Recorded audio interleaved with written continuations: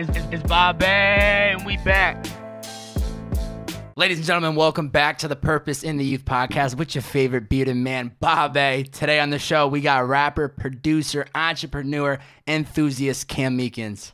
Hey, what's going on? Ow, ow! I appreciate you introducing me like that. Absolutely. Another Massachusetts representative out here in LA. Absolutely. We're holding it down. Staying warm out here in LA. It's much warmer, man. It's much warmer. I think 2 days ago, they got 6 inches of snow. I talked to my parents. They were shoveling out the car. I was like, well, I'm sitting in the sun right now. The bomb cyclone came through. Oh, man, I'm not a fan. I don't miss it. Shit was crazy. Don't miss it at all.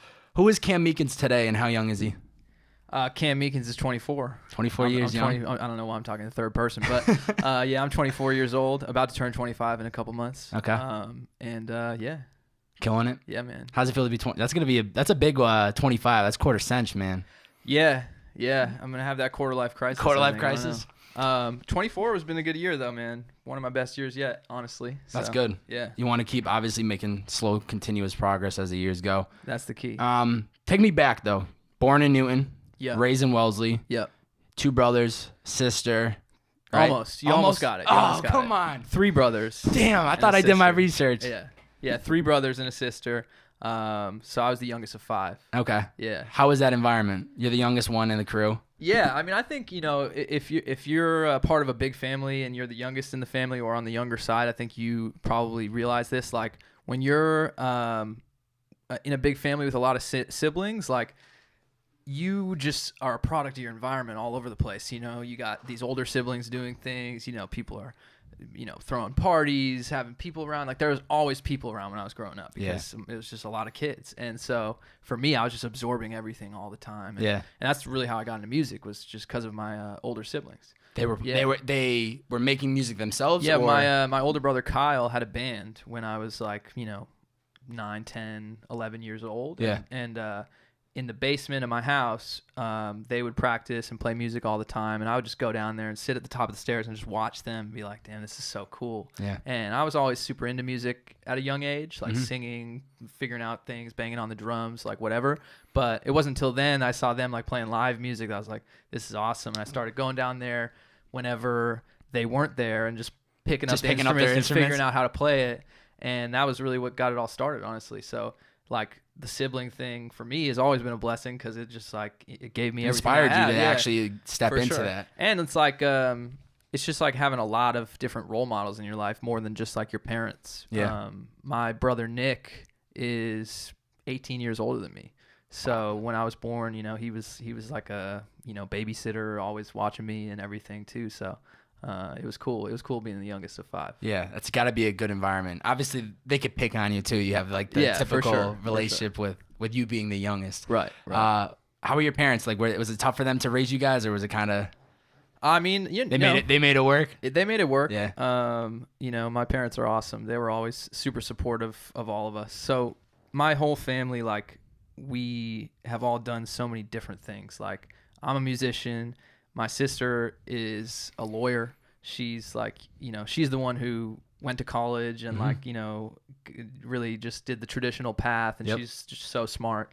My brother Drew is actually a professional figure skating coach. That's awesome. And he, is in contention to go to the Olympics as a coach. And wow. Yeah, so he's, had success in his career. My brother Kyle and my brother Nick are both entrepreneurs. So we've always kind of had this dynamic in my family of like, follow your passion and do what you love, you know, and I thank my parents for that, because I think a lot of times parents can, kind of push an agenda on you and want you to do things, want you to go to college or do a certain career. And I think, a lot of times they mean well trying to do stuff like that. But for us, we were lucky. Our parents, as long as we were putting work into something, they were cool. Yeah. They didn't want us sitting around. They supported you guys doing your own thing. Exactly.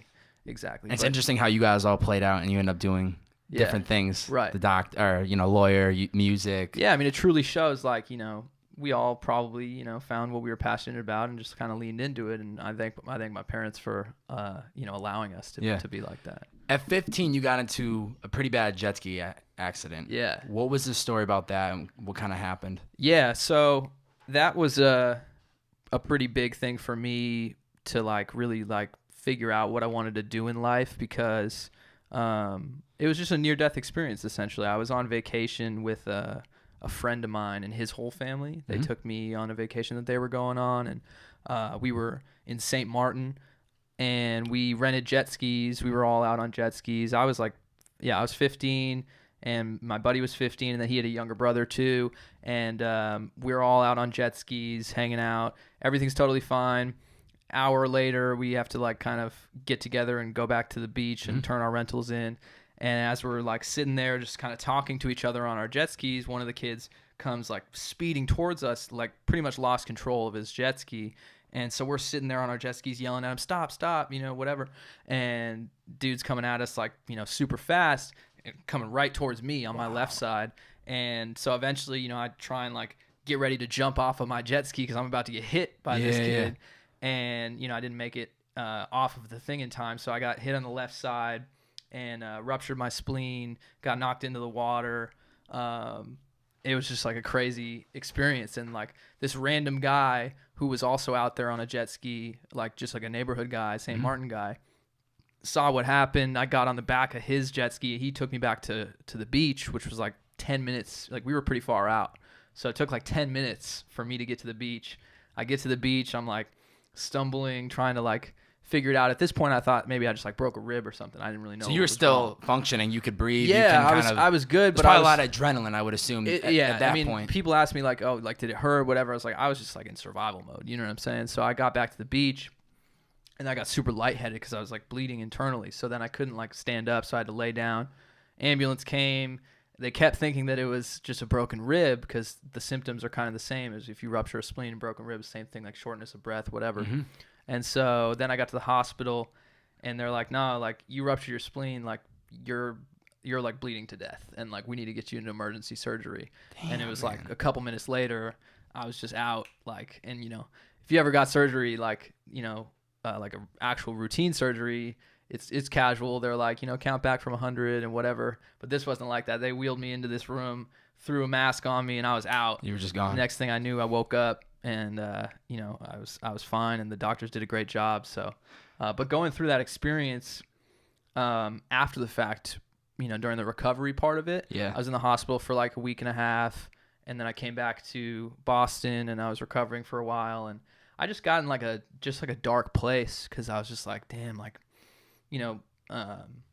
going through that, I was just so bummed out about it, and like losing my spleen. There's like certain medical complications that can potentially happen with like losing your spleen. I mean, it's not a huge deal, but when you're 15 and like you're faced with this whole thing, you're like, damn, like what? You don't know what the hell's going on. You're just being told what you can and can't do. Yeah. So I just kept thinking about it, and it was like, really like bringing me down. And then I had this one moment a couple months after the fact where I was just like, I could keep thinking about this all the time and like, making it like, or just have it feel like this negative thing in my life, or I could take the perspective that I got and realizing how fragile life is and use that understanding to figure out what I love in life and lean into that. Yeah. And so I did that, and I was like, at the time, making a lot of music, and I was like, I love making music. This is what I'm supposed to do. And it's funny because like it really gave me this attitude of like, literally fuck everything. All I want to do is make music. And like if it's not fun, if I don't like doing it, I'm not going to do it. See, what's crazy is going into this, I thought you might have been the typical 15-year-old who was just flying and caused the accident himself. And then you're sitting there reflecting in the next couple months like, maybe I need to be more cautious when I'm doing things. But that wasn't even your control. Yeah, I mean, it really wasn't. I mean, I made the choice to go out on the jet ski for sure. So you're taking a risk whenever you do anything like that. But yeah, I mean, things happen in life, and I'm just grateful that I got a second chance to, to live my life, especially at a young age. But I'm also at the end of the day thankful for the experience because it puts everything into perspective. 100%. I mean, who knows where I would be if I didn't go through that. Everything happens for a reason, and music still would have probably eventually came into your life, but it might not have been so. This is what I need to do. And I mean, frankly, at the time, I was thinking that I was going to be like an engineer, like an audio engineer. I loved producing. I loved mixing. The music's always been in. It's always been in the in the line of what I need to do. This just kind of turned the corner for me to say like, all right, I'm going to stop caring about like, the insecurities of putting music out there and like actually rapping on a song, because that's a leap to take, to like actually put music out into the world and be that vulnerable. Once I went through the thing with the jet ski accident, I stopped caring about that, and I realized that like, this is important to me. I want to do it. Yeah. And if you don't like, support what I'm doing, that doesn't matter. It doesn't matter. I'm just still gonna keep doing it. And I think we're living in like a time now where like that's way more acceptable now than it used to be. Like everyone's like, and that's what I love about like the internet, podcasts, like shit that you're doing, shit that everyone's doing. It's like it's supporting people to say like, hey, like, we support you. You can take that risk. You can do this thing, this creative thing, be vulnerable, whatever. And so I love to, support other people who are trying to, push that. I think forward. when you take that first step, you realize how much easier it is to do what you want. Right. Like to me, putting out my first episode and focusing on the first 10 and 15 was a huge step. But then along the way, I started getting into vlogging. I've dibbled and dabbled with different YouTube stuff, and I don't even second guess things anymore. I ended up launching a second podcast that I do with my roommates here. To me, it's just about, this seems like a good idea. Let's give it some love. Right. Try it out, and if it doesn't work, then move on to the next thing. Exactly. It's not a big deal as I thought when I was first launching this. I was so cautious and like, for sure, what are people gonna think? And I mean, it's funny. Like, I feel validated the more time goes on, and the more people accept this idea of like, just create it and put it out, because that's always been what I wanted to do. But I think it's just because I just like love creating shit, and I'm like, I want to put it out. With music, I was always like that, and like, Tim and everyone else who works with me can tell you, like, I'm always quick to like just want to put stuff out because I'm excited about it. Yeah. Because I like making stuff, and like when I make a song, I want to put it out that night.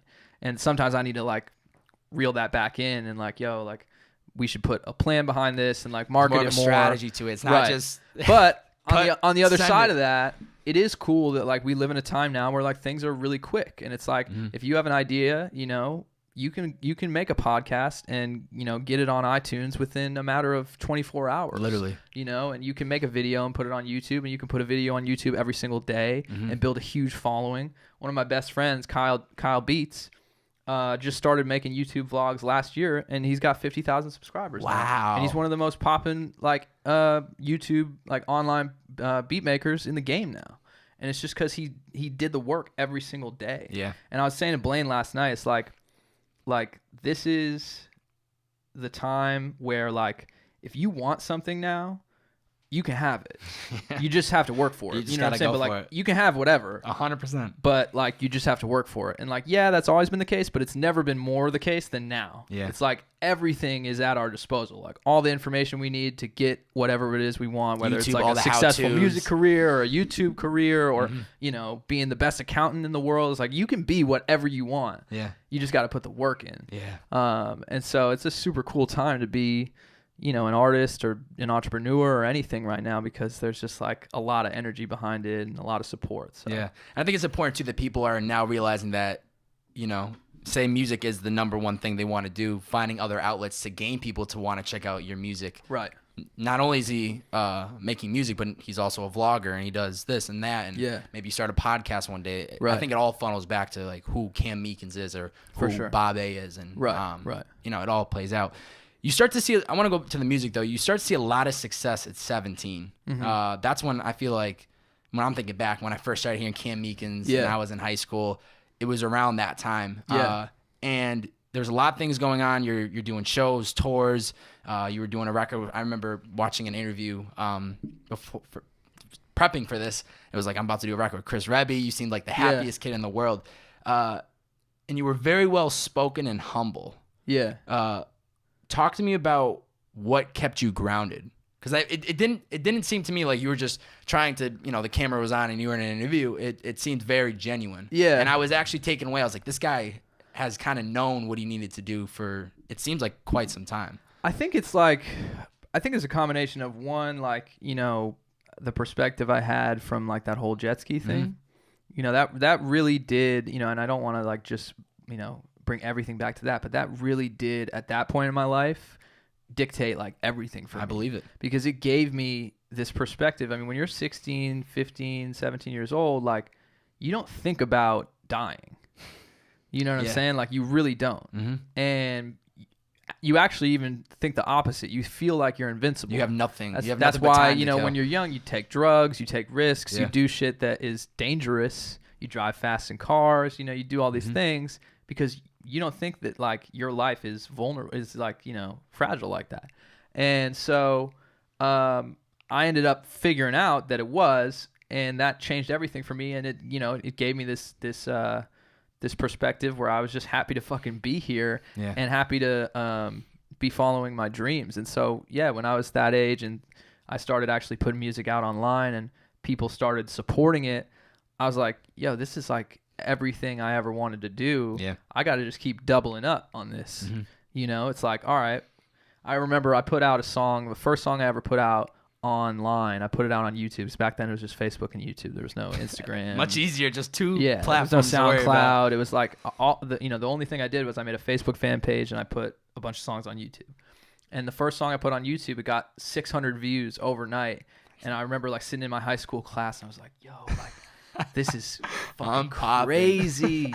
And you know, it just it just like cycled from there. It's like you get that first win. I'm sure it was the same thing with you. It's like, you know, the first time you did a podcast or whatever, it's like you get the first win and you're like, okay, I proved the concept at a small scale. How much bigger can we make this? Yeah. And so I'm always just, you know, I'm happy to be here, man. Yeah. I'm happy to be alive. I'm happy to be working, doing what I love, with the people that I love. Yeah. And, you know, I'm just overall a positive thinking person, you know, or try to be. When I was 17, I was very fortunate. I got into a rollover car accident. Yeah. Actually, I was 16 at the time, and that put life into perspective. And what was crazier about that was earlier that night, I was having dinner with my mother. My father was out. My sister was out. And I'll never forget this conversation because it was right when I just started driving with teenage drivers. Right. It might have been different for you because you had older siblings, so it was hard for my parents to let me go out because I was the oldest of the two. Right. They're like, you're driving with other kids, you know, big deal. And I had dinner with my mom. It was in the summer. It was right when the summer started. And she's like, you're driving with all these teenage drivers now. Like, you know, just make sure you wear your seatbelt. And I was like, Mom, I always wear my seatbelt. And that night, wearing my seatbelt, get into an accident with a teenage driver. And I was in the passenger seat. And we were going at a tree, swerved out of the way, flipped the car, and it was crazy. When I'm having conversations like this and I hear you know, talking about that incident, and now I'm reflecting because I don't want to say forget about it, but I haven't talked about it in a long time. Right. And I sit there and I think about that entire summer of just every decision I made. I was like, well, for sure, this happened, like, you know, there's moments like that where it's a wake up call and it changes your perspective on like, what am I doing and who should I be sitting in the car with? Yeah. And so for me, man, like, you know, I just was I just felt incredibly motivated. Yeah. I believe it. To just keep going. I believe it. And you know, and I was the underdog in a lot of ways, like, you know, starting out, like, you know, I was just making music, and I don't think people like took it seriously until people realized like I was serious about it. Yeah. And so at 17, just started like growing a fan base by just consistently putting music out. Like every week I was just like dropping singles on YouTube. And then I decided to make a mixtape. I made a mixtape called Dancing with the Stars. Yeah. Put that out on Dat Piff. Shout out to the Dat Piff days. Yeah, oh my man. And God. This was just like, it was like people in my high school were just listening to this stuff. It starts really small, and that's if anyone's listening and trying to figure out like, you know, how to start building their own thing, it's like, you know, don't worry about, you know, the rest of the world right now. Just worry about the circle that you're in. Yeah. And like win that circle, and then win the circle bigger than that, like in the general vicinity, and then the circle bigger than that, and then the whole circle of the internet. And like, and that's really what happened with me. Was just like, first I had to get my high school to take me seriously. Then I got like the surrounding towns and everywhere else, like through Facebook, and just like this first degree of my network outside of my high school. And then it was like all of the Northeast, you know, and then it was like just like the whole internet world with like the hip hop stuff that was going on that year. Yeah. And that's how it starts. You just gotta like just focus on, you know, just taking the steps to move forward and taking the wins. Yeah. and eventually you'll get there. Patience with a capital P, man. That's all that 100%. that's what I've realized through this process. And it's sometimes we want to get there so fucking bad, man, but it's literally just that game of staying consistent. And and it worked for you because, like you said, you just focused on putting out as much music as you could create. Right. What about the kids around you in your high school, city around you, and then take it to the internet and see like. And I'm looking back with the perspective and saying like that's what I did, but I also want to be clear. At the time, I was just making music and pivoting and trying to figure it out and trying to learn. And it was a lot of trial and error, and I made a lot of mistakes, just like everybody does. And there were a lot of failures, but I'm still here, and so that's the key is like, you just got to keep going. Yeah. If you love that thing that you're doing, whether it's music or whatever, like just keep pushing. And if you don't give up, you're going to win, like you're going to get takes there. That time. Yeah. Talk to me about, you at one point had this relationship with Atlantic Records. Yeah. And then you pivoted and started your own Lamp City Records. Yep. Looking back, are you happy with that decision? Yeah, it's a very complicated thing that happened, but I'm absolutely happy with how it all played out now at this point in my life. But when I signed with Atlantic Records, I was 18 years old. I just to kind of bring the story full circle. So like you said, 17 started to get a little bit of a buzz in the city and online. I had a mixtape called 1993 Crash Dat Piff, and that's what really did it. It actually crashed Dat Piff. Yeah, it really did. That's Look, crazy. There are only a couple people that crashed Dat Piff. Me, Chris Webby, and I think Meek Mill did it too with Dream Chasers. Wow. And yeah, so 1993, the first one, Crash Dat Piff, and I released that in my town library. Like I went to the because we used to go to the library, talk to girls all the time after school. Oh my God. And I released that, and it crashed the site, and then everything changed after that happened. Because I just made that project just everybody's looking me and my at you friends. now. Yeah, and so when that came out, I think it was a month or so later, I got this like random ominous email from some guy saying, "Hey, this guy wants to talk to you from Atlantic Records. He's VP at Atlantic." And so I got flown out to LA, the whole thing, the major label thing where they do the whole thing where they fly you out, cheese and put you up in a crackers hotel. waiting for you when you get there. The first meeting, bro, like they'll give you whatever, man. They took me around to the studios. And I told them, yeah, I'm a lefty, and I play guitar. And they said, oh yeah, we'll get you like a sick left-handed guitar. They'll give you everything. Anything you want. want. They'll tell you that they'll give you everything. And so I was gassed up, and I was like super, super excited. But again, I was at that point, I think I was still 17 years old. And so I ended up like going back to Boston, finishing my senior year of high school, barely. I can't even. I would not be able to finish. Yeah, I would not be able to finish. Yeah, I mean, I definitely wanted to graduate. I was like, gotta get this done. I gotta graduate high school. And so, spent a couple months just kind of in this like limbo period of like Atlantic was really trying to sign me. I was finishing up high school, and eventually that summer, I had the last summer in Boston, and I packed all my stuff up and I moved to LA at 18. And I decided at the time that I wanted to sign the deal. And partly I decided that because I thought at the worst case, if this doesn't work out, this is better than a college education. You can always go back to the college education. Yeah, I thought that like I want to do music. I want to work in the music industry. I want to be a musician. I want to be, a star musician. That was my dream.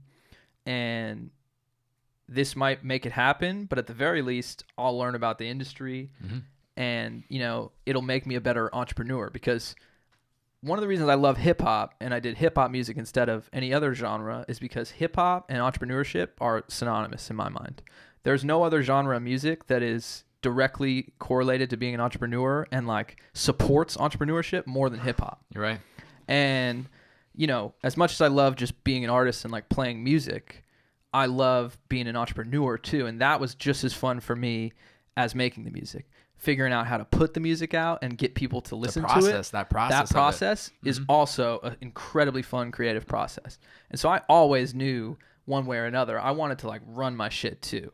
And I didn't want to just be an artist. I never wanted to have, people telling me what to do on that side of stuff, how to like market stuff, how to make the album, whatever. So I went into the deal with that in mind, and I was clear about that when I, talked to the people who signed me, and I think that they respected that, and that's part of the reason that they wanted to sign me. But I guess, what ended up happening was that was just a time period in the music industry that was going through so much disruption with, it was not quite streaming yet, but they also hadn't figured out how to like make money again yet. Yeah. And so there was just a lot of commotion back then with major labels, and I ended up just in a situation where the people who were working on my project just weren't the best people for my project, and so we started to have differences creatively, and it just kind of started to like pull us apart. Yeah. And I ended up doing an album with them, the Lamp City album, and that album did do really well, and I was super happy about it. But when it came time to decide if we were gonna like stay with the label and like work on the first LP, or if we were going to move on, I pretty much begged them to let me leave. Let me go. And I was 19, 20 years old, and that was a risk. It was a huge risk because there was a certain amount of safety being with a major label. Huge. And I could have stayed. You know what I mean? I could have like, begged them to, just keep supporting me and doing the whole thing. And, who knows what would play out with that, but I wanted to have the control of my destiny. Yeah. And even if you got to work harder, even if everything, if there isn't that team behind you, or they're giving this money to invest. And it took like 3 years for the world, around me to like see that was the right decision. And like now I feel validated with everything that's happened in 2017. And moving forward, that I made the right decision, because now, I'm in the best position I've ever been in my career, and we own everything. Yeah. You know what I'm saying? Huge. Like we have the ability to do whatever we want. And like, and I do want to do whatever I want. Like when you said like, artist, rapper, producer, entrepreneur, it's like, yeah, like I do want to get into other things. Like I'd love to like, start a wine club. Like I'm super into wine. Like I love wine. Like, hit up Gary V. He'll help you out. Yeah, dude. Like I have a fan base.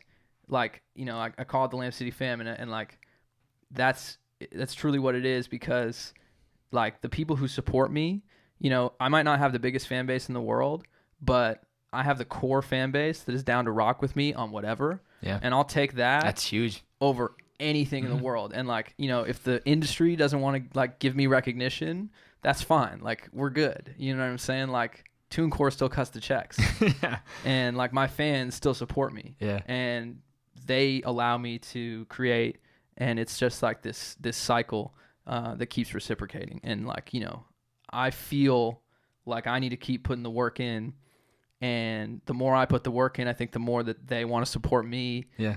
And it's just a great ecosystem that we got, and I'm so grateful for it, man. Yeah, I actually it's a friend of mine, I can't remember who it was, but they were a fan of you, and probably this had to have been before I moved out here to LA, so probably about 6 months ago, they had DM'd me saying, yo, get Cam Meekins on the podcast, and I was like, I mean, I'm down. I just see how it plays out, and so I hope whoever that person it was, you're Shout out to them. Out, Shout out to them. And DM me again, because I don't know who it was, but it was somebody that I personally knew.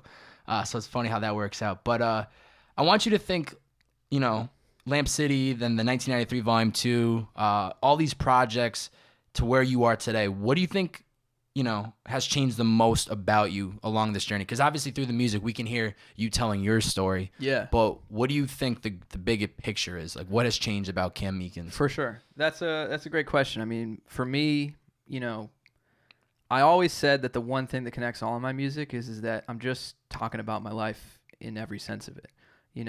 I never had a problem with making a song about, partying or smoking weed, because that's a part of my life. It's who you are. But there's also the part of my life that is, relationship problems, or like depression, or like mental health stuff. And I have songs about that too. And some of my most famous songs are about like really like, dark stuff. And I think we all go through that to a certain degree in our life too. I think music can be really therapeutic for a lot of that type of stuff. Writing it certainly is therapeutic for me too. but I never wanted to limit myself to just talk about one thing. I always wanted to say, like, I'm just going to make music about, the world that I'm in. And I think that artists, personally, my opinion on, like, being an artist is, like, we have an obligation to kind of report on the world that we live in. It's like almost like a journalist in a different way. Like, I think, like, being an artist is a responsibility to, like, take your perspective on the world and try and, like, make sense of it through your art. That's the beauty of it, right? Yeah, you, for the you people have to support open it. reign to stay and create whatever you want. Yeah, so I just try and, like, I've always tried to just, like, live my life and have these, things around me in my life that happen, family stuff, relationships, just life, my lifestyle, parties, anything that happens, business, whatever, and just reflect on it and write music about it. And it started because it really was just like an outlet for me. I didn't talk a lot about this stuff that was going through my head when I was 16, 17 years old, but I found music and found a way to, like, talk about it. Yeah. And as I've gotten older, your life changes. Things are different than when you're 17 and, when you're 24. But the common denominator is I'm still just talking about my life and reflecting on it as an artist. And, I hope that people resonate with that. But I've also learned that, you also have to be, like, just on point with, like, what you decide to talk about in your music as well, and make a conscious decision to talk about certain things. And so I'm working on a project right now, and that's where my head is at, is, like, I really want to make the best project that I possibly can, reflecting on the world around me, and really choosing the topics that I talk about, with a lot of thought behind that process. And, I think that that's when I create my best art, is when I really take the time to, like, think about it. Yeah. And you have to be in a good headspace, because, not to cut you off, but you've been doing this for quite some time. You have the right tools. You have the right people around you. Well, I feel like, I made an album, Stories from the Green Line. Mm-hmm. And, I thought that was a cool album, but I don't think it was amazing. Okay. And, I think that part of the reason that it might not have been amazing like that is because I feel like I rushed it. And so now I realize that. At the time I didn't realize it, but you just wanted to get something out, or what was I rushing you? I think it was just, like, at that point in my life, like, I was just not focused. Mm-hmm. You know what I'm saying? And so I was. You did a nice little tour with it too. Yeah, I mean, it was a cool 12, album, and it 15. sold well, and it was a good rollout, and, like, I appreciate the album, and, anybody listening who likes that album, I'm not saying, like, I hate that album, but I'm just saying that, like, as an artist, right? You're gonna we create things sometimes that, like, we think, like, we could have done better. Mm-hmm. And so that's kind of my point, is just, like, my music is always going to be a reflection of what's going on with me at that moment when I'm writing it.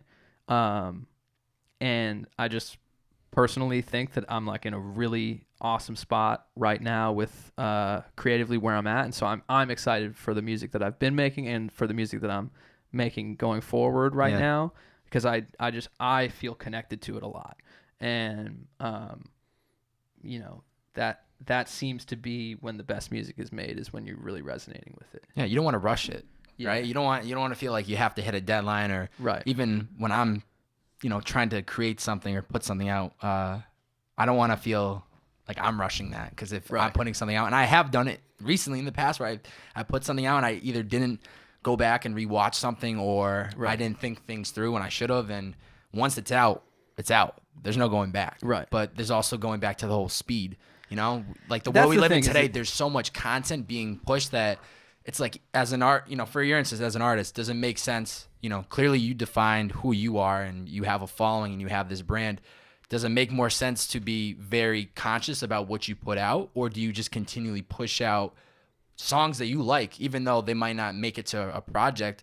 Why not just roll out a new song every 15 days of content that you actually like? It's a delicate balance, right? Because, I mean, people who follow me know that, like, I've pretty much consistently been putting out a song every 2 weeks for, like, the last year. Yeah. And I've doubled, my Spotify numbers because of that. See, it works. You know what I'm saying? Mm-hmm. So it is a fine line between, you need to be patient and make great art, but also we live in a content driven environment now Mm-hmm. that's super important. And so I'm trying to strike that balance between the vlogs and the singles and all that stuff, while simultaneously thinking at a much, higher level about a project and like some more long-term stuff. Mm-hmm. And so, it can get complicated because, you sit here and you're like, yeah, I mean, you just gotta like, you can't force it. But at the same time, it's like,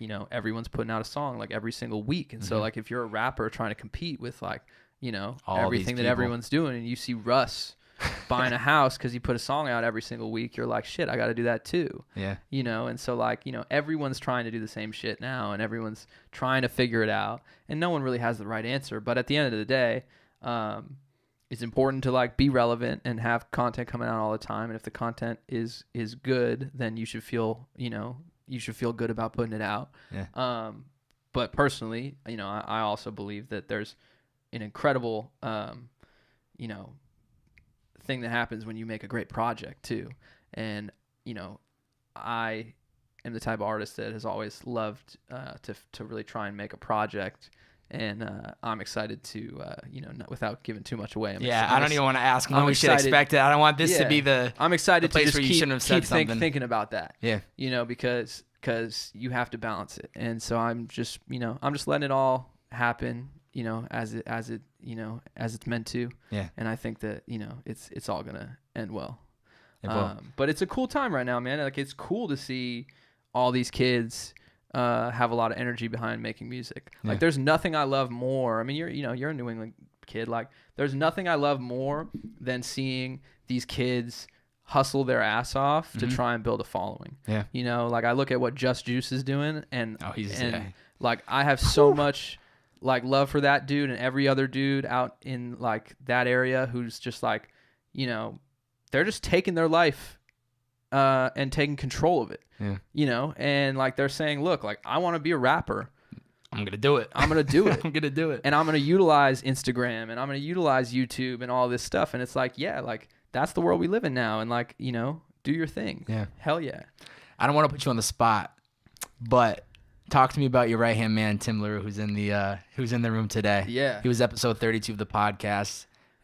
Once again, another interview I came across. It was you guys about 4 years ago. That's where we met. That's where you guys met? Yeah. At that interview? Yeah. You know what I'm talking about? Yeah. Where I had gloves on? Yes. Yeah. So that's crazy. Talk to me about that relationship and what you've learned the most from working with Tim. Yeah, absolutely. I mean, Tim is the best business partner you could possibly have, because he's just a disciplined, organized dude. And I mean, it's weird talking about him when he's no, I didn't mean 10 feet away, but he's in the room. But no, I'll tell you the story. I mean, I was shooting a music video for a song I did a while ago called "Cut Me Off," and we did like a little press thing with it. And Tim had a pretty cool blog back then, and he was doing these like videos interviewing artists, and we did a interview, and I was with Atlantic at this point. Mm-hmm. And when I was telling you I was going through these like creative struggles and stuff, part of the reason was because I was 18 years old, and everybody else that was working on the project, they were like 40, 45 years old, and they just didn't get it. They didn't understand that this change was happening, and the power was going to the creators online and away from the labels and the money. Yeah. And so, that's where we are now in 2018. We're past that. The creators have all the power now. Labels only sign people who have built an established brand, for the most part. And so, but back then, most of the people in the recording industry were still kind of, operating like it was the old days, where it's just like payola, and like, you sign artists and you break them and you develop them and you put this money behind them, and you do X, Y, and Z, and that was the old model. So they were trying to do that, and I was just like, this is not going to work. It's not going to work. And so when I did this interview with Tim, I just remember just the energy that I felt like, dude really gets it. Yeah. You know what I'm saying? Like, dude understands where the change is happening. And he was on the, the early trend of that.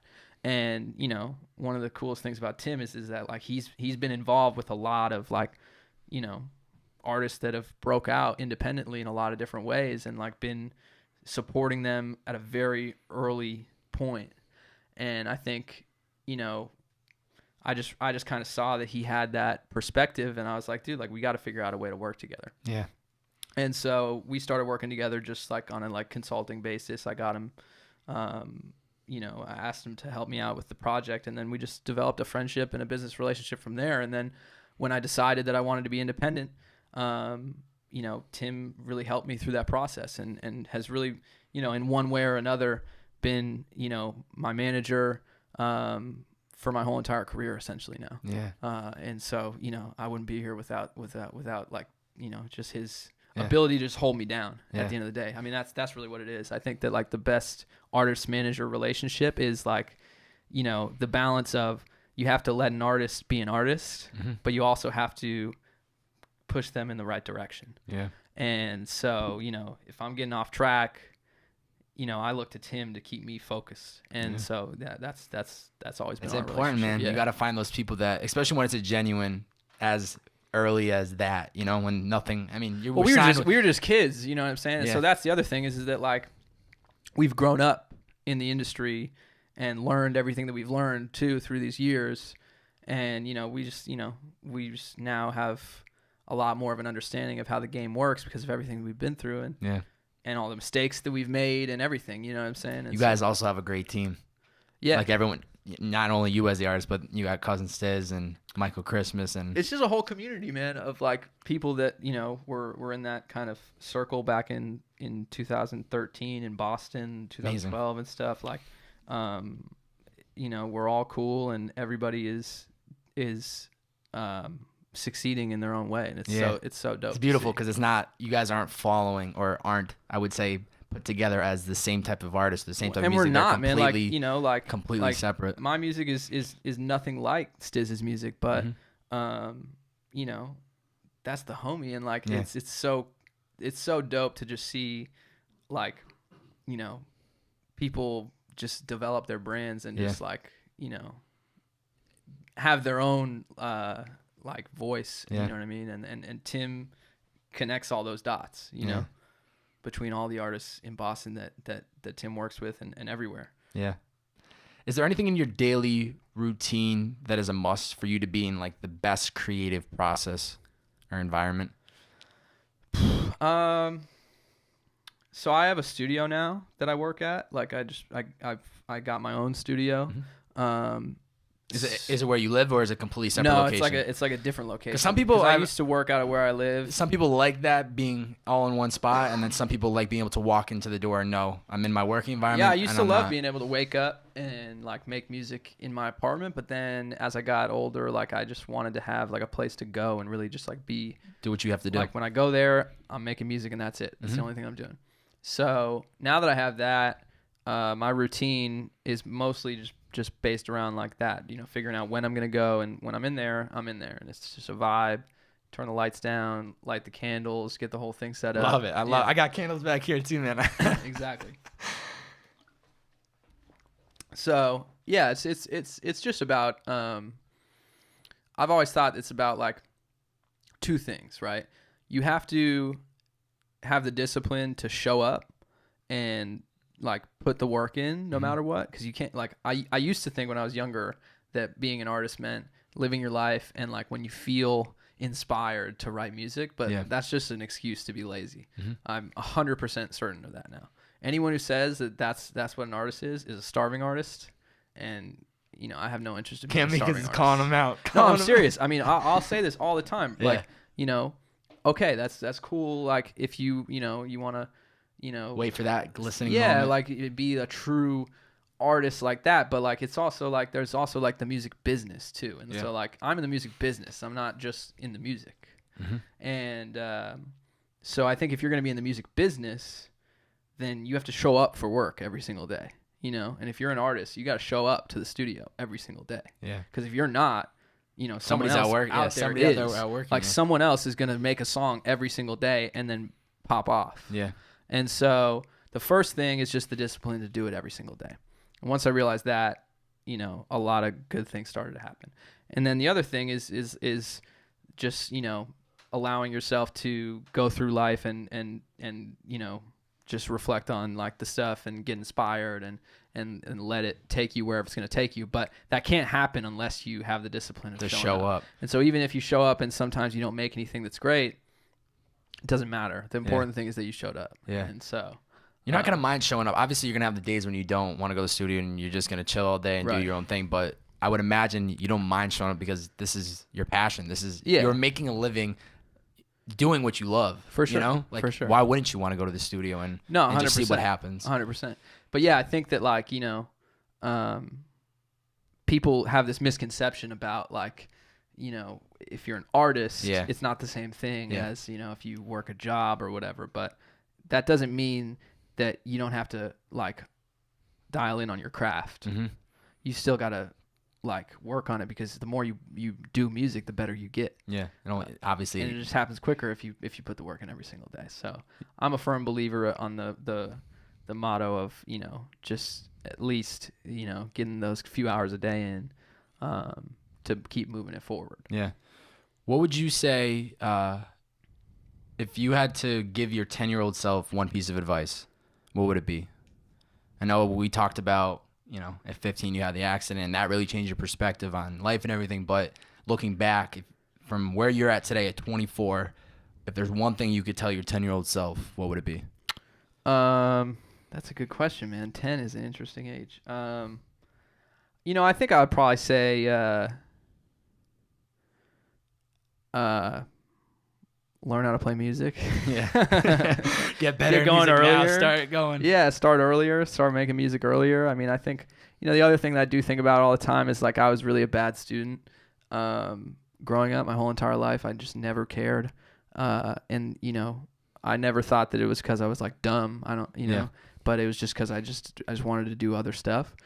I do think that like as I get older, there is some value in the discipline of like having to work a little bit in school. Mm-hmm. I think a lot of stuff is kind of bullshit in school. Yep. But there is something to be said about like learning the discipline of like having to do homework and stuff, like all these things that I never did growing up in school. Nobody ever wants to do it though, No one wants to do it, but like I just didn't do it. Yeah. And then when I had the jet ski accident, I kind of got this perspective of like I'm only going to do what I love. I really mean that. Like I went to the extreme of saying like I do not care about school, about, English class. All I care about is going in the studio and making music. And that made me an expert at making music for sure. But, I also never learned the discipline of having to, do some stuff that you don't want to do. Yeah. And in life, you got to do stuff that you don't want to do. Do I actually enjoy going to the gym every single day? Not really, but it feels great when I'm walking out. Yeah, and like, that builds discipline to make you healthier and, do everything else. So I think I would like to say to my 10-year-old self, add a little bit of discipline into your life growing up because that can go a long way. It goes a long way. What would you say your definition of greatness is? I think, greatness is just coming to a point mentally and spiritually where you're okay with everything, no matter what it is. I think that's what greatness is to me. Because, you can achieve great monetary success, but I don't think it means anything unless you have the right perspective on it. And so, like, don't get me wrong. Like, one of my main goals in life is to become very, successful. And with that success means a lot of wealth and influence and power. Of course. But, I think it's really important to have the right perspective on all of those things. And so I think that's what greatness is. If you can achieve success and,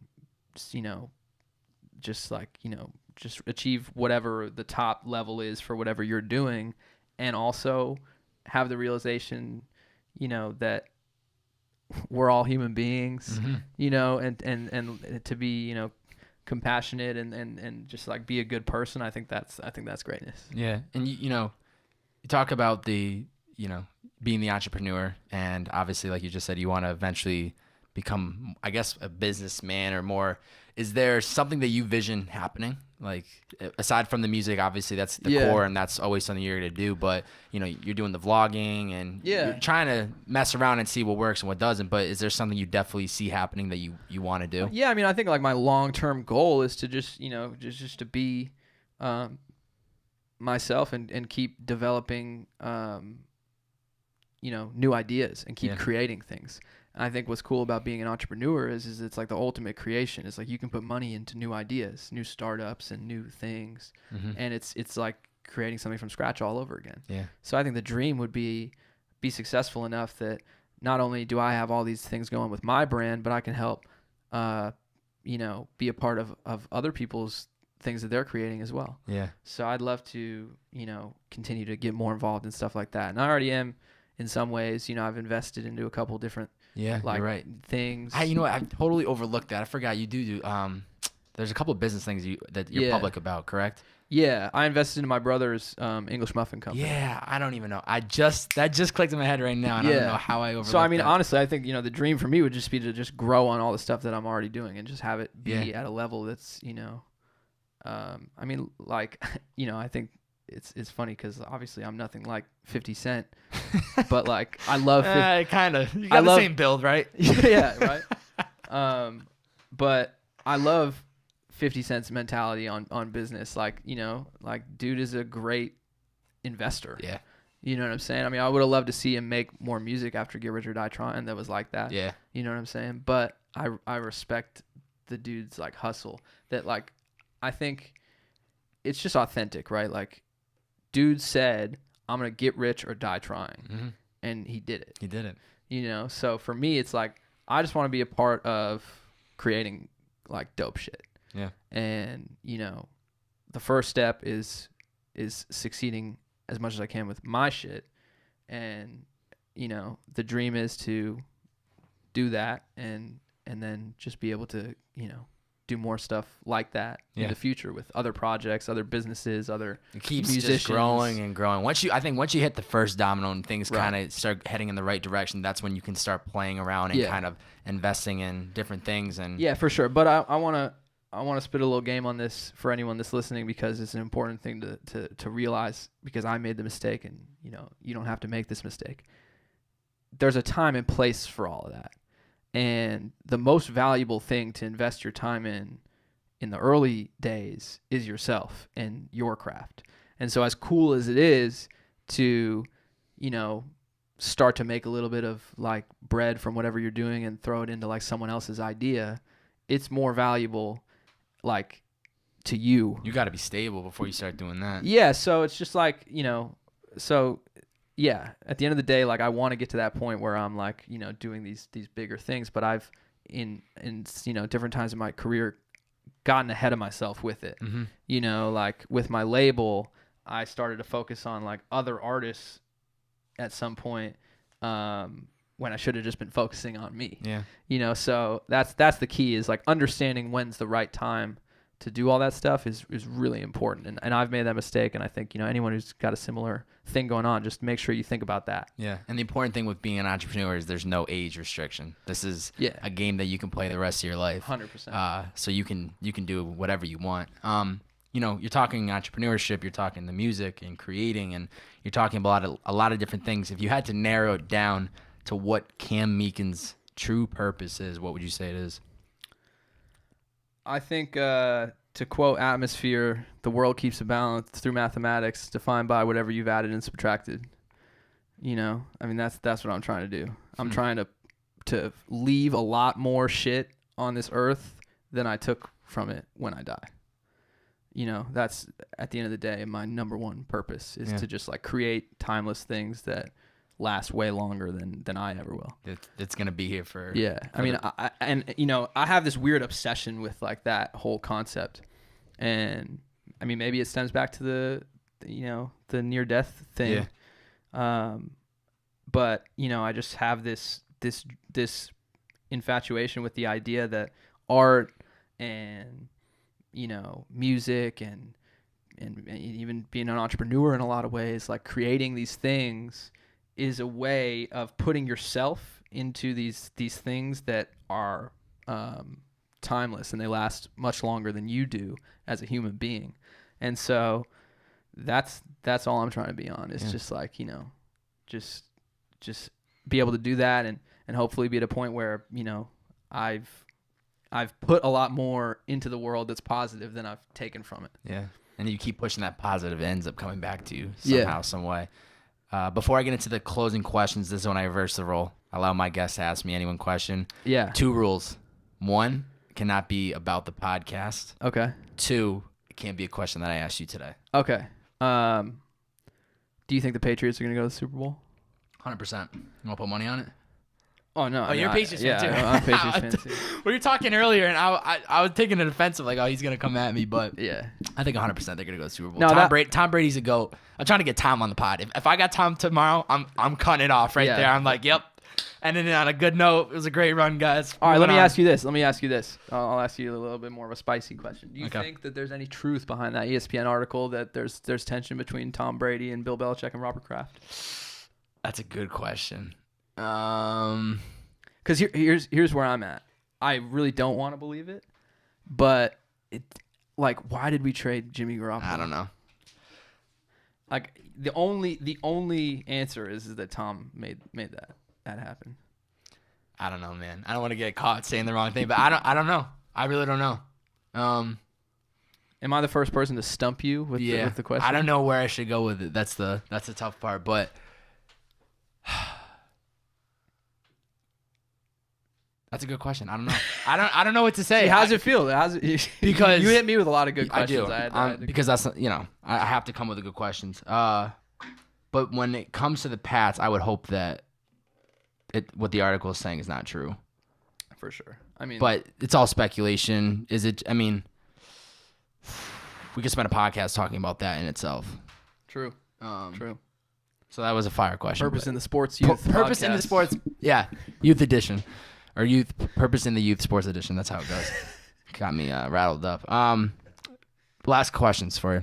I want you to imagine there's a picture frame on the wall right next to you. All right. In that picture frame, 10 years from now, what and who else do we see in that picture frame?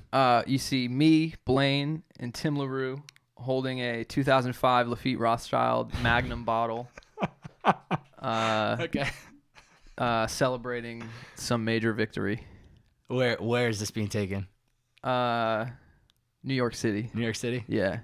Top of like Empire State Building, where you're not supposed to be. You guys are just tossing it back. Yeah, or some dope apartment or something, or something like that. I'll be the one taking the picture for you guys. All right. All right, that sounds good. No, you can be there for sure. I'm down. Sign me up. Just tell me when. I'll be there. All right. Because 10 years from now, that 2005 is gonna be. That's gonna be a good time. Yeah. It's not gonna feel good in the morning, but it's gonna be a good time in the moment. For sure. Where can people find you on social media if they don't already follow you? Cam Meekins on everything. That's CAM MEEKINS. Mm-hmm. People get the spelling mixed up all the time. Come on, people. Can Meekins. Oh my God! Come on. Canned peaches. Come on. I got that one time. Canned peaches. I opened up for Sammy Adams in Maine, and the crowd thought that my name was Canned Peaches. Canned peaches. Yeah, because who I was telling you about earlier, Kyle Beats.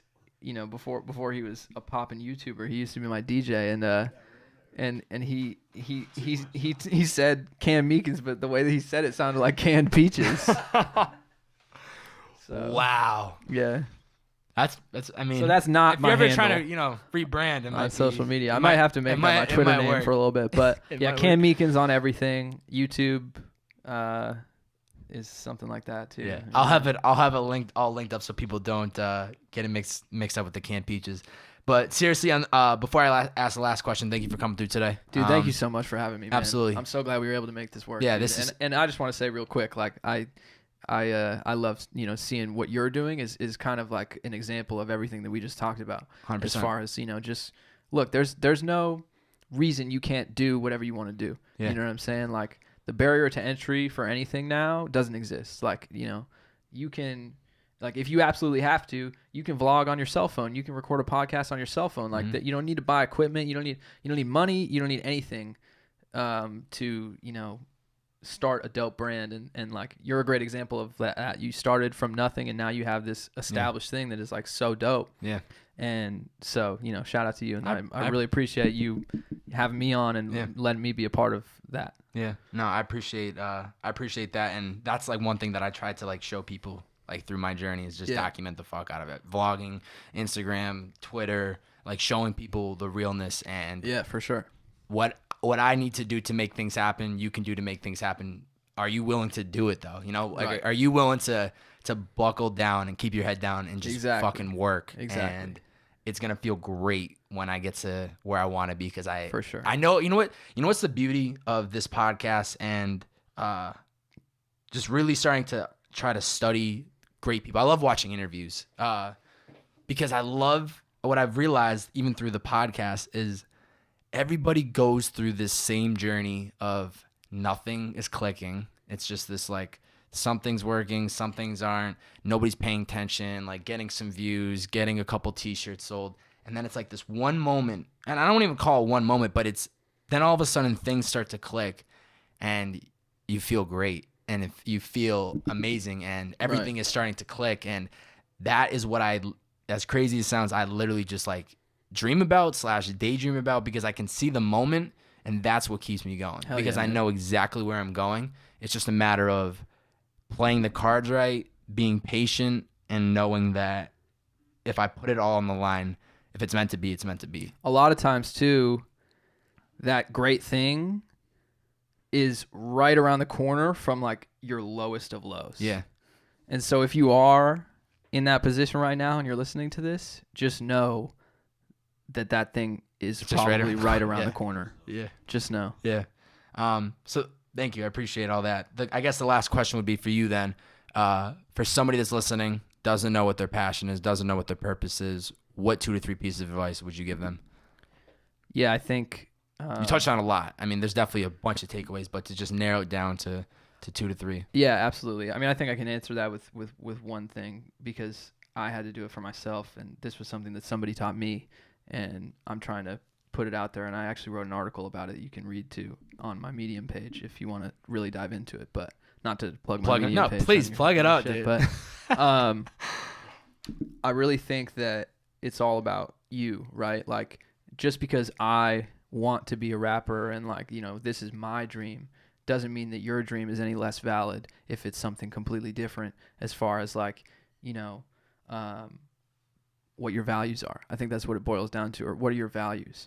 And there's an exercise you can do where you write down, a list of all these things that you think your values are, and figure out what your top 5 values are, and do that every single year.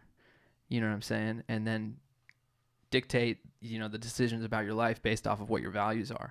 Because most people don't put the time in to understand why they do things. They just know what they're doing. Yeah. And so the first step is really truly understand why you want to be on this earth and do what you're doing. And once you do that, then you figure out the what part.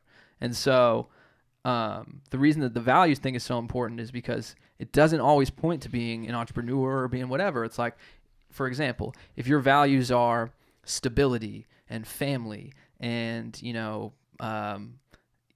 monetary success, then, that might mean that maybe for you, the thing that you want to do is work a 9 to 5 because it gives you that stability and, the 401k, and you're good. And those are the things that are really important to you. And so that's why you chose to work a 9 to 5.